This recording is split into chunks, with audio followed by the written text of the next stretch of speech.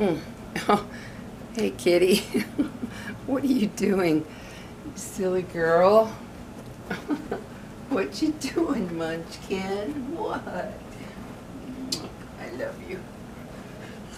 Okay. Oh, yes, I love my baby girl. Yes, I do. Oh, yeah. Okay. It's kind of chilly, so I'm getting a blanket to get warm. Trying to keep the heater down. You know, those expenses. Oh, okay, kitty, whatever. Anyway, hi guys. I just needed to talk a little bit about what's going on with this, coronavirus situation. This has me so upset, guys. I can't even tell you. Hope you're all doing as well as possible. But this has me really upset. I can't even believe this is happening. This is like something you see in a movie. I never thought in my lifetime that this sort of thing would happen. But it is. And I'm even more upset when I see people who aren't taking this serious when it's an extremely serious thing. I'm particularly angry at all the young kids who are acting like, oh well, so if I get it, I don't care, you know. I saw the videos of all the kids at the spring break in Florida at the beaches, you know, hundreds of them. And when they were, you know, interviewed, their responses sickened me, absolutely sickened me to hear what they were saying. I'm not going to let this keep me from having fun. It's spring break, blah, blah, blah. I'm sorry, but my God, how stupid can you get? You know what? All of you young people out there who think that this isn't your problem, it is. This is not just affecting old people anymore. Like I've seen some kids say, oh well, so it affects old people, who cares? You know, which means they have no heart or soul. But it's not just affecting the elderly anymore. It's affecting younger people. It's affecting children, 20s, 30s, 40s now. It's not just an old person's issue. And you have to remember that, excuse me, if you're careless and uncaring enough to figure it's not your problem and you're going to go on living your life and being around tons of people, well, I don't know if it would even bother you since you don't care about what you're doing. But you're going to have the death of people's life. You're going to have the death of people on your shoulders because you're being so careless. By you saying you don't care and you're going on about your life as normal, you are jeopardizing hundreds of people, if not thousands, because it's a domino effect. If you get it, however many people you were around could get it, and then they could pass it on to whoever they were around. It's just a domino effect. And so when I see people, young or old, and I've talked to some that are not young kids, believe me, who are, oh, I'm not going to worry about it if they're blowing it up, you know, those people piss the hell out of me because this is affecting people's lives in a very drastic way. People are scared. No one ever expected to see something like this happen here. You always see it in other countries or on movies, that sort of thing, but it's happening here. And when I see the carelessness of so many people, you people out there who are thinking it's no big deal and, oh, it's you know, this isn't something that we really need to worry about it, they're just blowing it out of proportion, blah, blah, blah. Well, you're not going to be thinking that way if we turn into another Italy where they're having hundreds die a day. Hundreds. Yesterday, I think it was 450 some that died in one day. If we go on lockdown, like in Spain and Italy, Spain even has drones flying over people that are outside, telling them to get inside. You won't think it's so funny then when you're forced to be locked down. And that's what's going to happen because if people aren't going to listen to what needs to be done now, which is to stay home outside of having to go to work or an emergency, you know, like the doctor, the dentist, or something like that, you need to stay home. This distancing isn't going to work. You know, stay 6 feet away. That's not going to work. I mean, it's helpful. Yes, it's helpful if you do have to be at work or go to the doctor or whatever. But what's going to really kick this virus's butt is for everybody to stay home. We need to stay home If you have to work, the minute you get off work, you go home. You know, you go home. I'm worried. I'm very, very worried for my kids, my grandkids. The schools are closed here now, but they're thinking of opening them April 6th, which that's not enough time. They need to just be shut down because it is just beginning in our country. It's not going to be over in 2 weeks. It's just beginning. And it really bothers me that they think, oh, well, April 6th. I'm hoping that changes. But we need to take this very seriously, guys. This is nothing to fool around with. Children are getting this, little innocent children. And when I see, you know, the people that are saying that they're not really worried about it, how can you live with the knowledge that you can be responsible for somebody's death because of your carelessness? Not somebody, but maybe several people's death because of your carelessness. I would say I can live with yourself. We need to literally stay home. Yeah, it may not be much fun. It interferes in your lives. But what's more important? That you go out and have fun and risk whatever, or that we get past this so that you can continue to go out having fun? If you continue with this attitude, you may not have a life next week, you know? You might be one of the ones that get it and you're gone like that. I'm just really angry about this because this affects my life.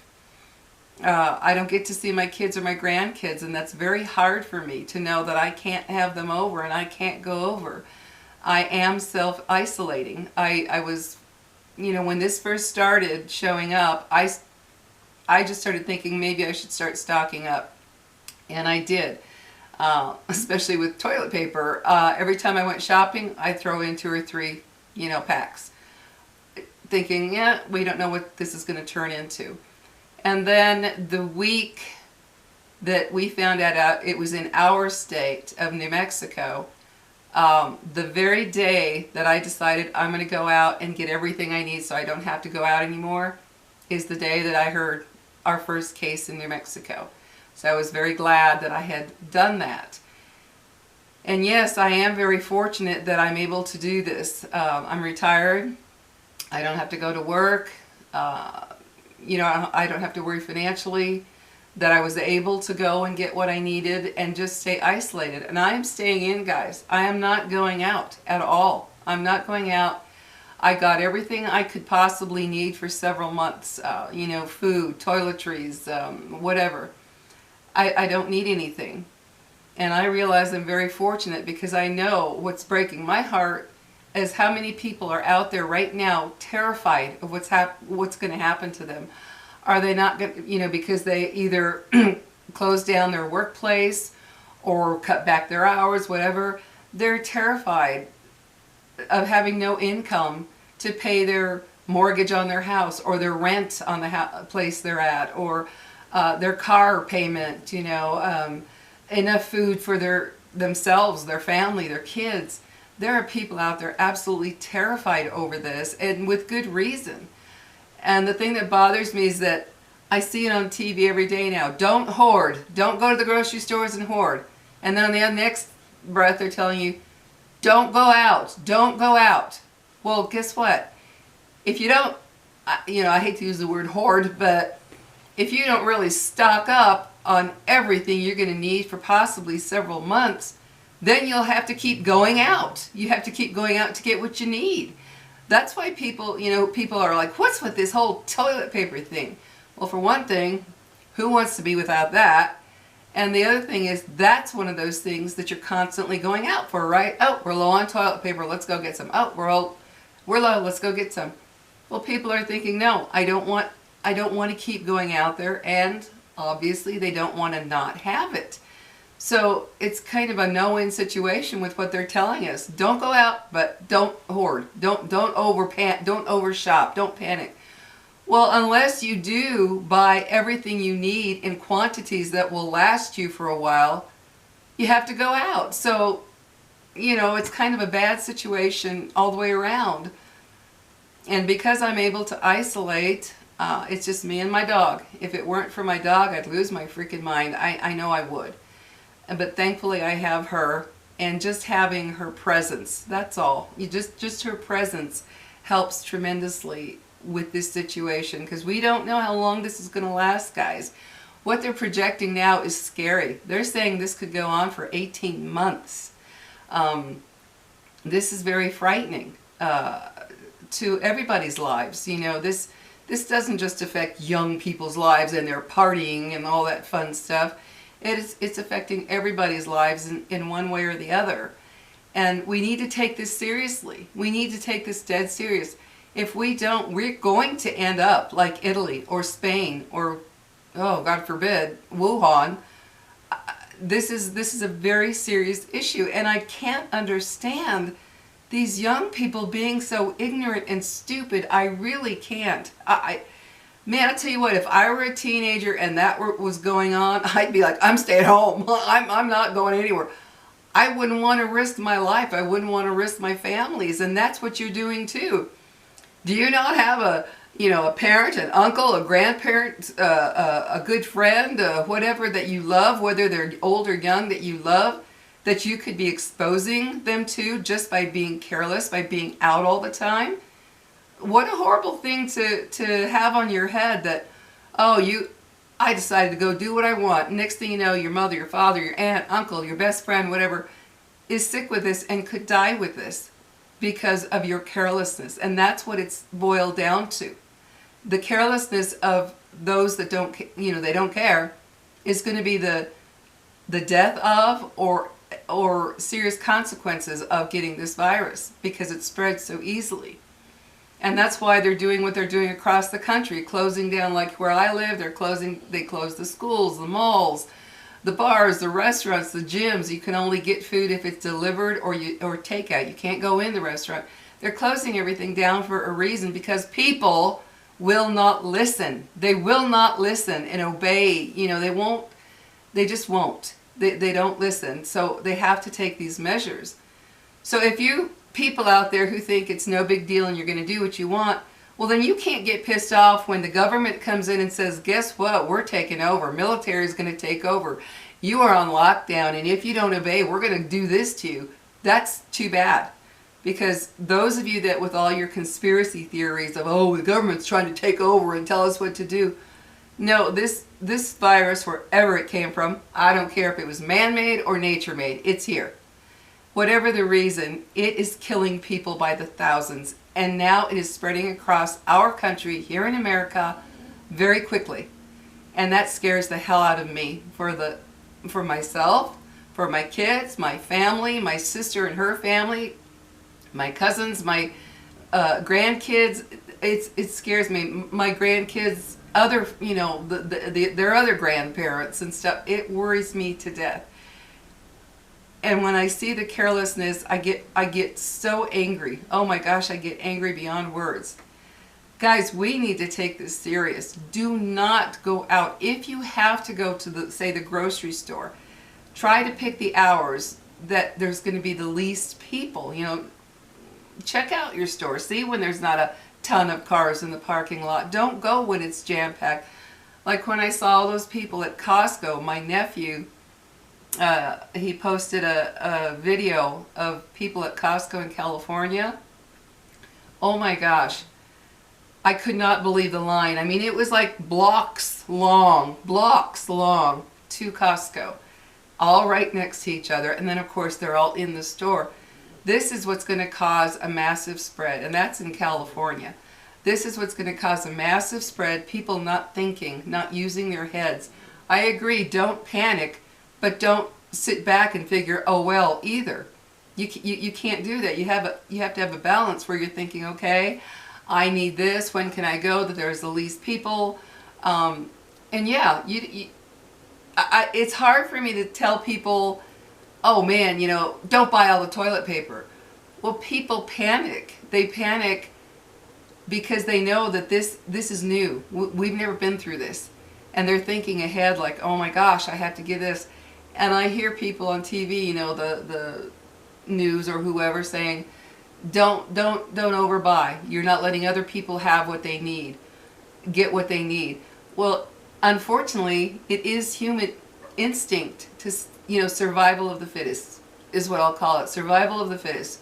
Where you're thinking ahead of, okay, I got to take care of me, my wife, my husband, my kids, my grandma, my this, whoever.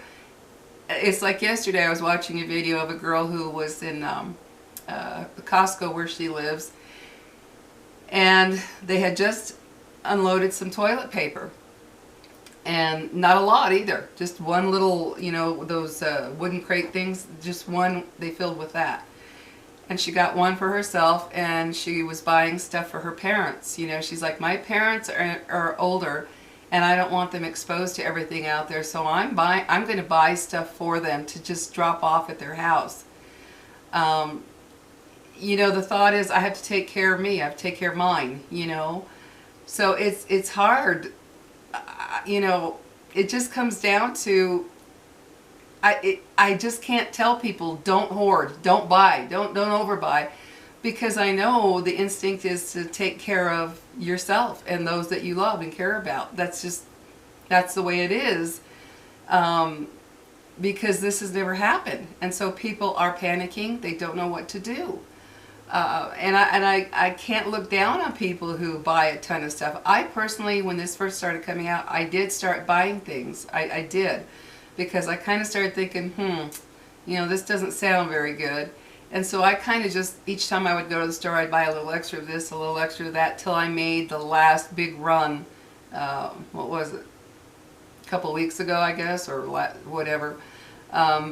And I knew that was it. I was like, okay, I've got everything I need. I'm not leaving again. I'm just not going to, and I'm not.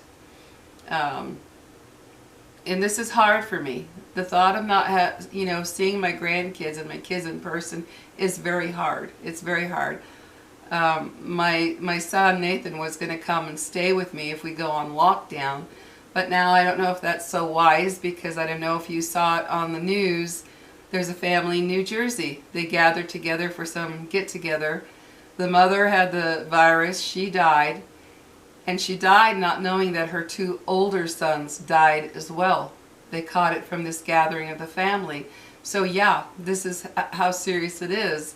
So I don't know that I, you know, can risk having my son come and stay with me, because of my age group. I'm going to be 65 next month, and that puts me in a high-risk age group. And I did have pneumonia many years ago. I had pneumonia, and I had severe bronchitis afterwards. Although this was years ago, I remember what it felt like not to be able to breathe well, and it scares me. So I am completely self-isolating. I'm doing nothing but going in my backyard. And also remember, guys, with your mail, don't be just touching your mail. Your carrier and the people in your post office could have this, and it does live on surfaces for hours to days. So don't think, oh, I'll just go get my mail. No, you can't do that now, because it's actually surviving on things. So what I'm doing is I'm going out, I'm getting my mail, I'm going straight to my garbage can, throwing away any flyers or junk I don't want, and then I have a container in my garage that mail I have to keep. I open out there, look at it, put it in that box, and then I come in and wash my hands thoroughly and totally infect them. Even after I wash them, I still put sanitizer all over, because for some reason, when I was out and about before all this even started, I was like, they had a huge container of the hand sanitizer, and it was still winter time, so I thought, oh, I better get another one just to have it. Luckily I did. So I have plenty of that with alcohol that I'm mixing 1/3 sanitizer and 2/3 of the 90% alcohol to kill that off. So there's a lot of precautions you need to take. I even saw on TV where, be careful with your credit cards. You know, you're putting them in and out of that thing. A million people have done it before you. They were talking about wiping it down with the Clorox. There's so many things you don't think about. Like when I was going to the store, after it had, you know, hit here, I did go back a couple times. I have a little thing hanging off of my purse with sanitizer, and I sanitized my hands before I even got my wallet. Okay, I sanitized the basket with the wipes they have in the store, and then before I went to the, you know, when I went to the register, before I got into my wallet, I sanitized my hands thoroughly. So there's a lot of things we can do to help prevent this. But to sit back and say it's blown up, it's some hoax, it's some, all these conspiracy theorists who think it's not real. I've seen people online saying this isn't real. They're making this up. I don't know how you can be that crazy, but I guess there are people like that. And this is affecting so many people. I can imagine right now. I know what it's like to be struggling with money so bad, to not have a place to live. I've been there. I know what it's like to not have enough food. I remember after my first divorce, many years ago in the 70s, it was me and my son, and I couldn't afford a lot of food. So I made sure he had meat and vegetables, and I lived on macaroni and cheese every day. It was macaroni and cheese. While I made sure he had what he needed. Juices and meat and veggies and whatever for him, and candy treats here and there. I couldn't afford any more than that. So to this day, just the sight of macaroni and cheese makes me sick. I hate it. I lived on it daily. But you do what you have to do to survive. And that's what's happening now. This is an eye-opener. I believe this is a huge eye-opener for a lot of Americans of how you spend your money, what you do with it, what you're saving, how you're living your life. I think about my parents. I think about it now. This has opened my eyes to how my parents were living when I was growing up. They saved and reused everything. They didn't throw away anything. Jars, cartons, like from sour cream and cottage cheese, jars from anything they bought, boxes, cans. My dad used to use cans, coffee cans and other cans to put his nails and screws and stuff in the garage.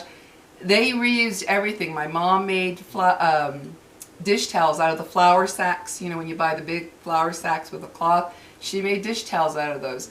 She saved buttons and zippers to replace. She had so many buttons that if you lost a button, I guarantee you should have one to match what you're wearing. And she would replace the zippers. I remember coming home from school one time in high school, and she had emptied out half of the laundry detergent into another container, filled both containers up with water to make 2 containers of laundry detergent. And guess what? Our clothes were always clean and smelling good. She did the same with the Downy. She did the same with the shampoo and conditioner. I remember walking in the bathroom, and she was pouring out half of the shampoo into another container and half of the conditioner, hair conditioner, and then she filled them both up with water, shook them up. They work just fine, guys. We've been duped into having to buy, spend, and people have nothing in savings. They just said on TV that over 40% of people don't even have $400 in their account. And this is partially due to our wasteful ways of living. People out there going broke to buy the next phone. They just got to have that next phone, which is insane to me.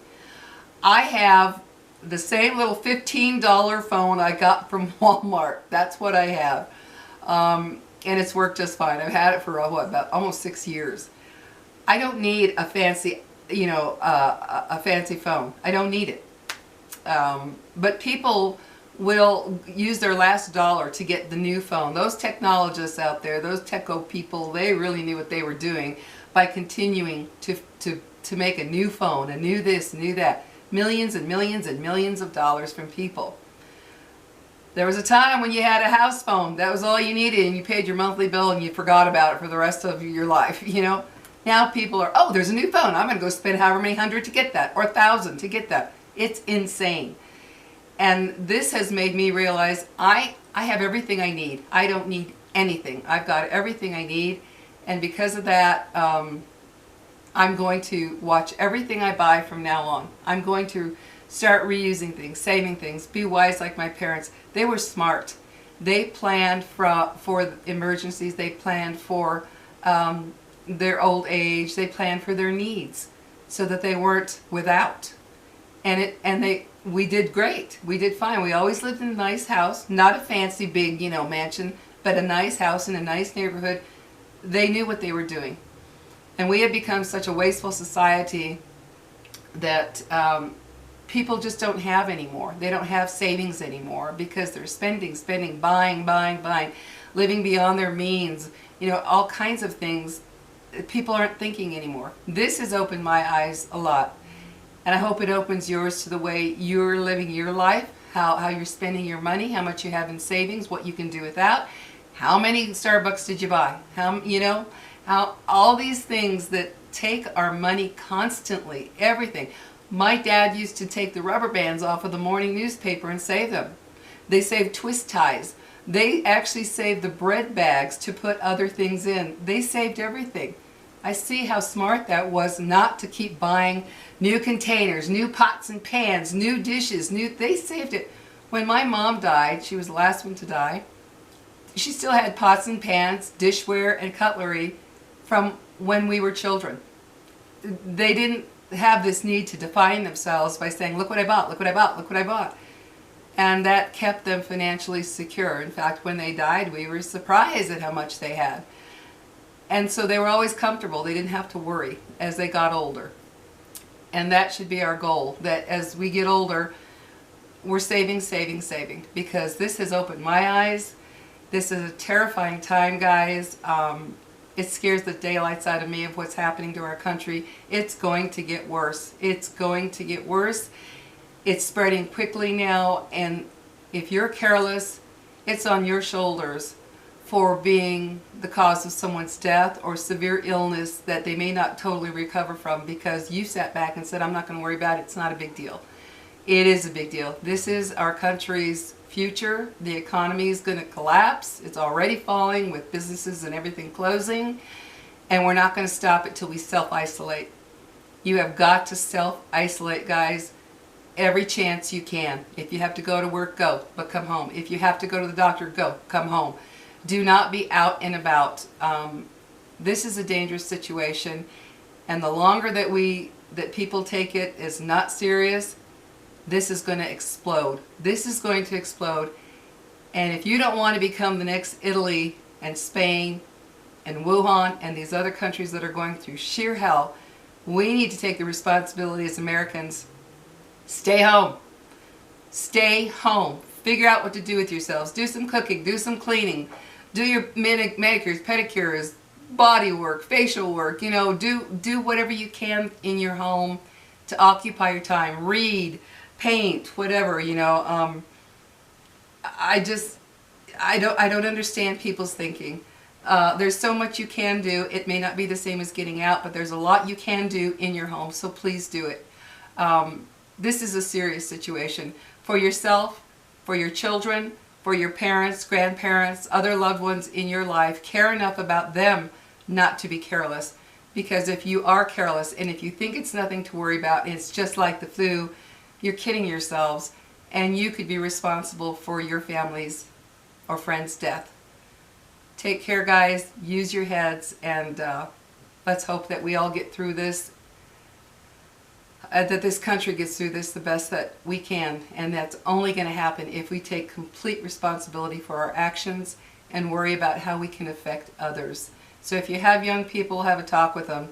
Let them know it might not affect them real bad, but it certainly can affect anybody they come in contact with and possibly kill them. Let's hope it all gets better, guys. That's what I'm hoping with all my heart. Have a good one, and take care.